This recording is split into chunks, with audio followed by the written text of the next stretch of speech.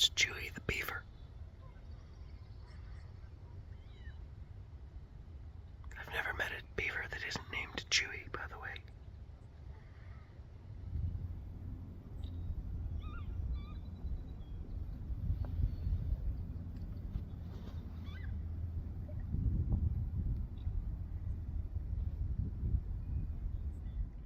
Hi, Chewy. Well, it is day 4, and this is the first day 4 I've had in a while. Especially day 4, where day 1, 2, and 3 we were actually on the gold and digging all the time. So I'm a lot more tired than I've been in a while, and yeah, we've got probably another 2 tanks of gas to finish this pay streak.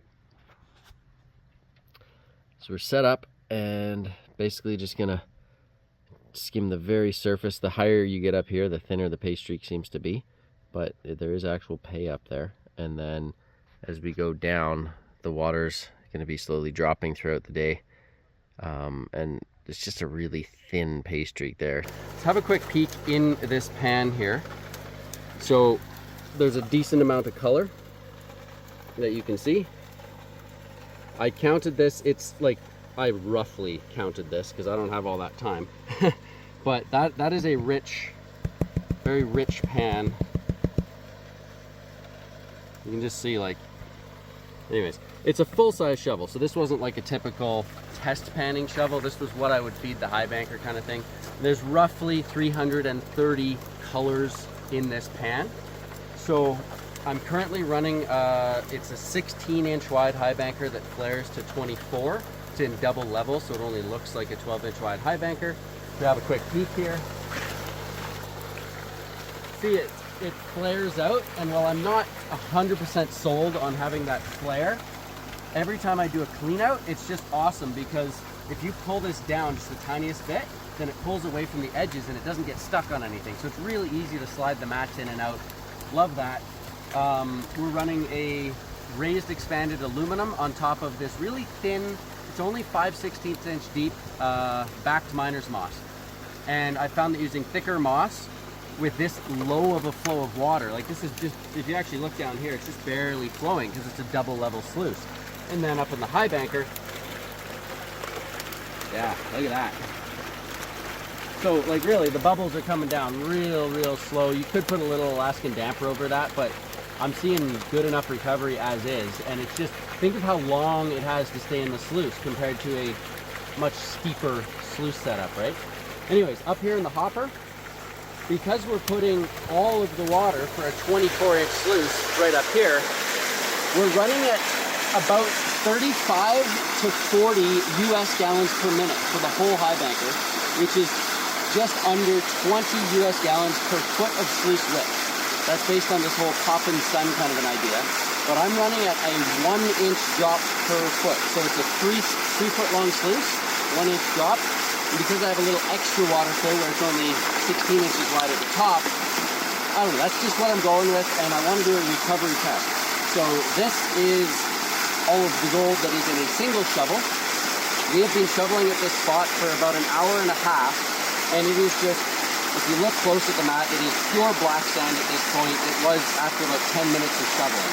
So it's worst case scenario for miner's moss.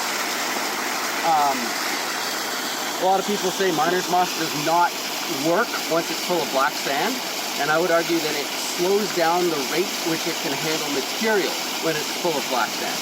When it's empty, it can just gobble up material, but the second it's full, it works like any other mat, it exchanges out. And so this is a full mat, it's been full forever.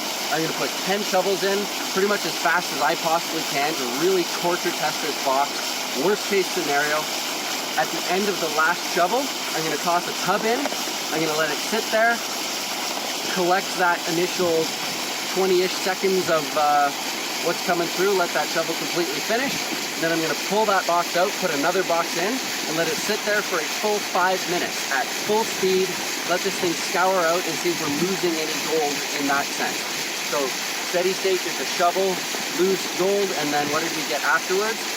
So our base rate is that every single shovel from this little area is going to be just over 300 colors, and we can use that to do a rough math, see if under these sort of extreme situations here, with super fine powder flat gold, can we break 90% recovery?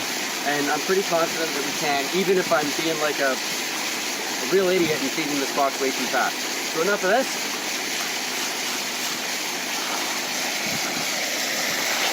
Pan is empty.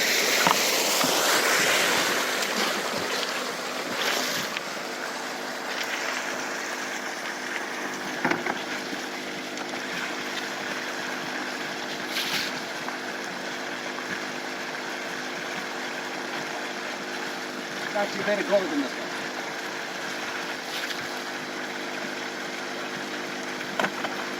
Tubs are empty. So I'm going to try to remember how to count here, and we're going to go 10 shovels, catch the last one.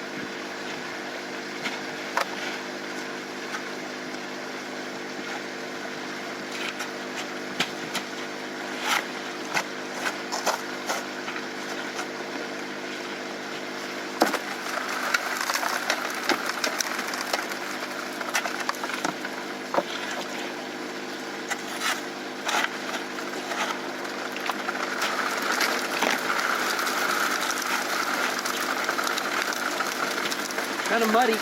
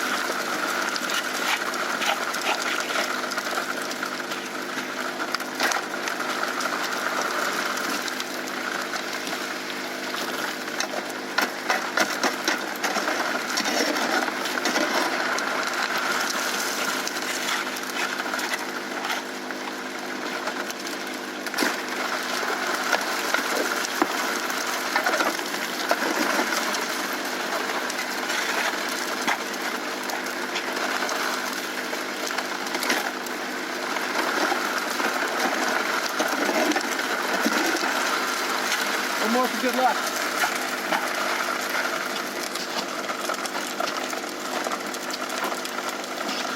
Make sure it gets everything.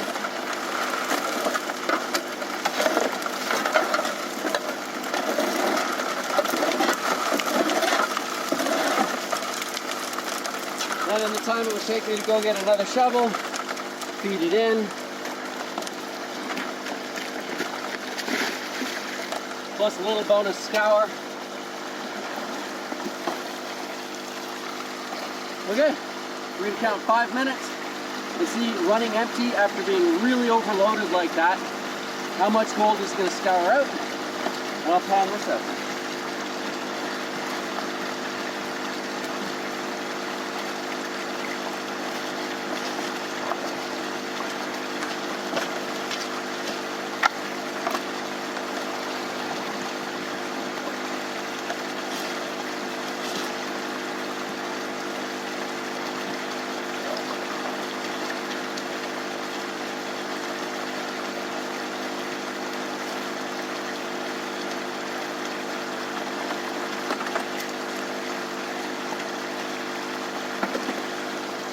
Go get some peace and quiet over here.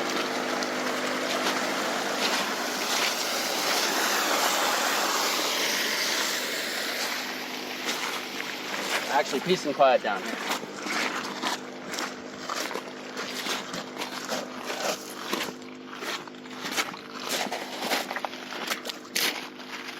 Okay. So I'm filming this as much for myself as a learning experience as anything else. This isn't like trying to sell my patented box. The Pop and Sun style sluice has been around, a ton of people are using it, and I just want to see how it works here or how it doesn't work. And again, I've done some other tests where we're seeing really good recovery, but feeding a bit slower than I did. And so yeah, with just hammering through there. we're gonna hope that we're gonna do pretty good here. I'll have to do another video showing a quick pan like this into a tub, because it really does actually hold on to the gold. I'm not just dumping gold into the river here. It might look like it a bit.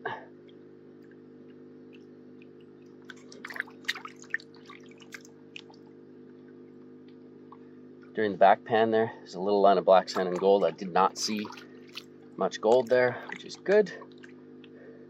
So 33 colors in this pan would be a 90% capture rate. And I think that would be being generous because I let it sit and catch some of the scour. And we're feeding pretty quick. And I'm feeding it big shovels. I think the actual panned shovel was a little smaller. So 33 colors to beat. I'm not seeing anything walk off that edge. So I'm counting one color that you can actually see. And micro colors, I've got 1, 2, 3, 4, 5, 6, 7, 8, 9, 10, 11, 12.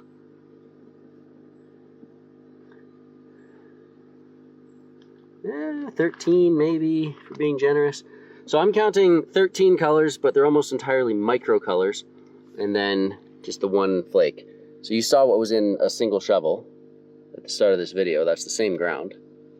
So if 33 was a 90% capture rate, then 11 would be, what, 96.6666?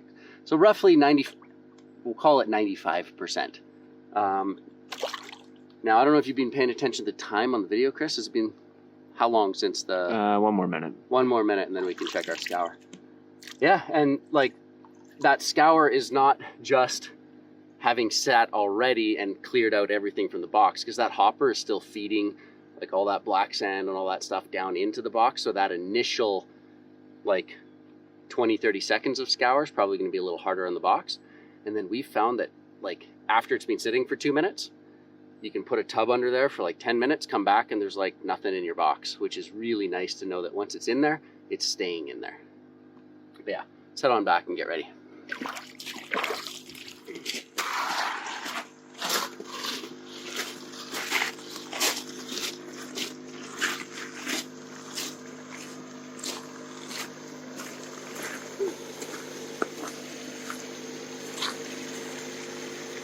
This nice fan of black sand here. Sometimes you can actually, right on the surface, you'll see the little specks of gold in the black sand. And I'm not seeing any gold in this. You usually only see that after you've been running for like 2-3 hours and your box is pretty full. Because the more you run this box, like if we run this for 6 hours throughout a day without a cleanup, you're gonna start seeing more gold along the bottom edge of the box. But like this is, like I said, it was about an hour and a half into digging. We've moved a lot of material already. And it's still capturing, like, according to that, really, really good. The key was, the last time I did this, I was running a little lower water flow. I just got the signal, it's been 5 minutes.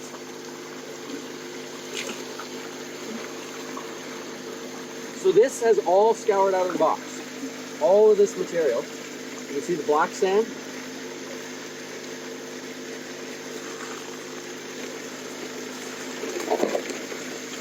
So by volume, we've still like got rid of a bunch more material that was caught in that hopper moss, working out, emptying down into these cells. So there's a lot of potential to lose gold. And I've seen this in all of the other mats I've ever used. It will reduce if you don't feed it. It cuts itself down, and you want to make sure that, at least in this area with this gold, excuse me, if you're running your box hot with a lot of water flow or a lot of slope, you can handle a lot more volume, but when you get to this stage, it scours out and you start losing gold because it's no longer protected under all that black sand. So if we look at the box, it's still full of black sand behind every little diamond. We'll shut it down at the very end of the video just so you can have a look at it real quick, but it seems to be holding on. So this is the proof. Is it actually holding on? Was this pan empty? Forget if the pan was empty.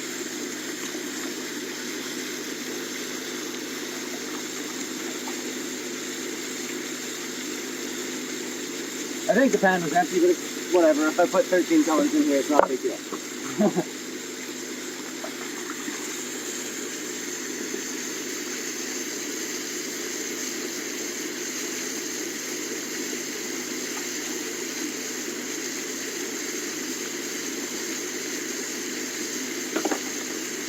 Go back to a piece of quiet and we'll pan this down.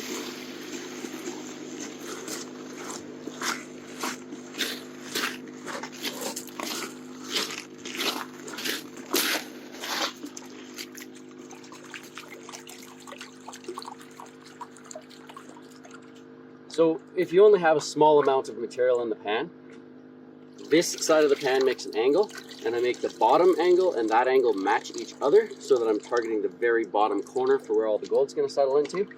Make sure it's nice and liquefied. And then you just peel that blonde off the surface. Corners here's where you'll start seeing black sand. There's going to be a lot of black sand in this. It might take a while to pan, so we'll jump cut forwards here for you.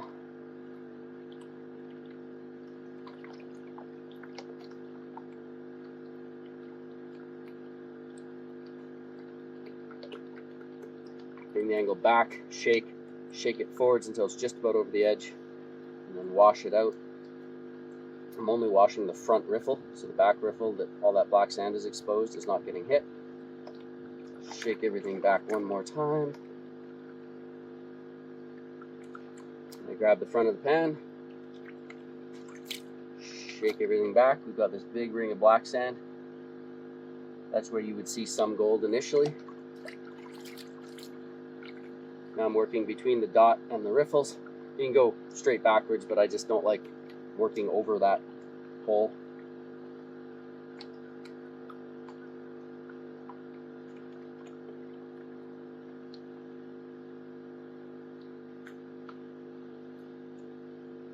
Peel that front edge off. I'm going to go down pretty far here because I want to be able to see the gold when I back pan. We're not classifying. Normally I classify with a 12 mesh for test pans.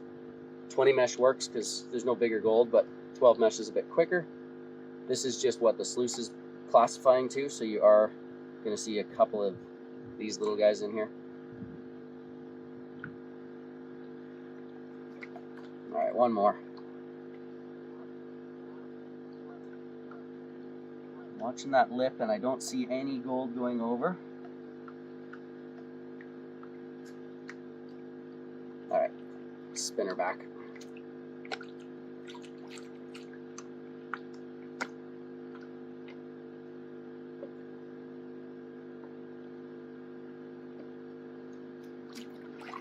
This is going to be, again, hard to see, but I think we've got piece here, piece there, and then up at the front here, I don't know, I'd say 20 to 25 specks of like absolute torture test for this box. And there's, I mean, I don't know if there's a couple grams in the box or how much gold we have, but we'll shut her down real quick so you can sort of see what the box looks like. But like pretty much nothing came out as far as I'm concerned. But yeah, if you compare this amount plus what came out in the last pan, so like the last shovel completely plus 5 minutes of scour, we're still under that 33 colors. And then anyways, yeah, I'll shut the water off for the box so you can have a quick peek at it. And then I don't know, I'm happy. That's pretty solid.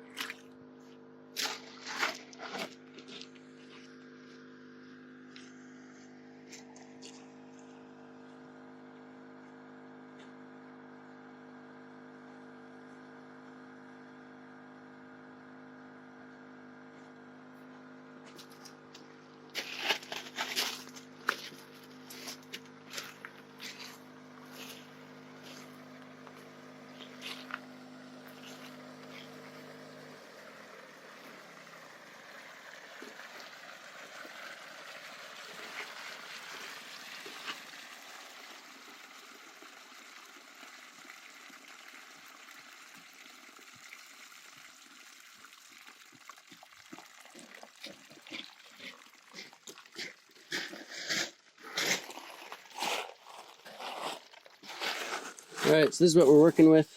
Hopper moss here. Won't see much in here because it's been spraying like crazy. Got to just brush this screen every once in a while.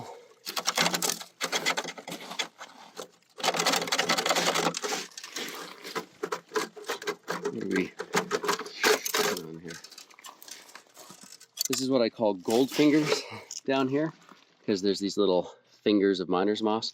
You can see right there, there's plenty of gold in the box to be lost, which we weren't losing. And then of course, this has been running empty for quite a while now, probably about 10 minutes. So behind every single riffle, you've got that black sand garnet mixture. A few of these bigger rocks in here because we're using the coarser of our two screen options, but there's nothing I would consider like a scouring issue. So right here, this is actually scoured down to the point where you can see some of the moss. When you're running, the moss is kind of covered with black sand, but yeah, it looks phenomenal. And yeah, it's nice to know with the water cranked up a little bit, it can keep up to me shoveling. Chris is just doing a test pan at a lower level. So if we're seeing this good stuff on the surface, how deep is it worth digging in this location? And I guess that is our day 4 recovery test. Running the box a little hotter than we were before. Learnings. This is just a little 1-inch hose I have on the end, and I really like to have a section of this flexible hose leading up to the box. It just means that your pump doesn't have to be in the exact place. Like you can slide it in, slide it out. And then the other thing is, this design is great. Like I might drill a few holes in here so we get a secondary spray down at the bottom here. But it's really easy to adjust up and down just by pushing this. You can even use your shovel and just flip this up for a second to like throw the water to the back of the box and rinse stuff out. It's all screwed together so you can adjust it however you want. But having the 1-inch hose, I'm getting the water volume that I need, but I'm thinking that I could basically keep this 1.5 inch hose and drop it down to the 1-inch right here. I could have this as 1.5 inches, but I really like this. It's compact, and I don't know, but I'll see what happens if I switch this hose to 1.5 inches, see if it's a little easier to get the volume I'm looking for. I've got a really, really long length of 1.5 inch hose, like just running the pump way down there for the serenity of it all. And it still has extra throttle to give me, so no issue throwing 40 US gallons per minute at the box from a pump that I think is rated for like 63. Yeah, so that's the recovery test. That's all I got for now.